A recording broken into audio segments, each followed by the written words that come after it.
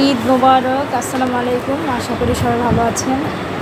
আজকে আহাদ ওর নানা ভাইয়ের সাথে ঈদের নামাজ পড়তে যাবে। তো সকাল 6টার দিকেই ও উঠে গিয়েছে, উঠে নিজেই রেডি টেডি হয়ে এখন যাচ্ছে।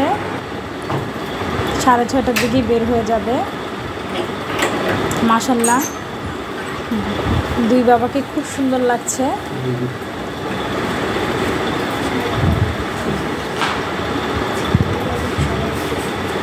আহাদের জন্য সবাই দোয়া করবেন।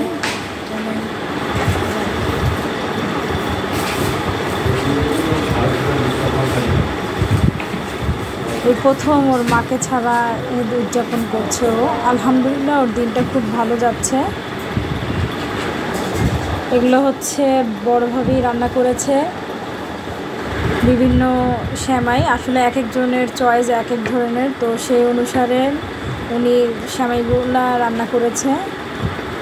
ওনাকে অনেক অনেক ধন্যবাদ এত কষ্ট করার জন্য।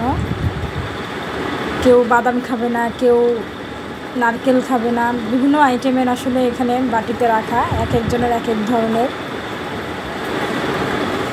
গরুর গোশত রান্না করেছে, মুগ ডাল, আর হচ্ছে ডিম, পোলাও। এই খাবারগুলো আসলে আমার আর আহাদের খুবই পছন্দের খাবার, তো সেই অনুসারেই খাবারগুলো তৈরি করা হয়েছে। বড় ভাবিকে অনেক অনেক ধন্যবাদ।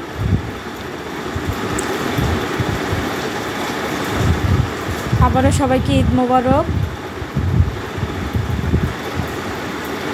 সবার ঈদ সুন্দর কাটুক, সবাই ভালোভাবে ঈদটা উদযাপন করা হোক।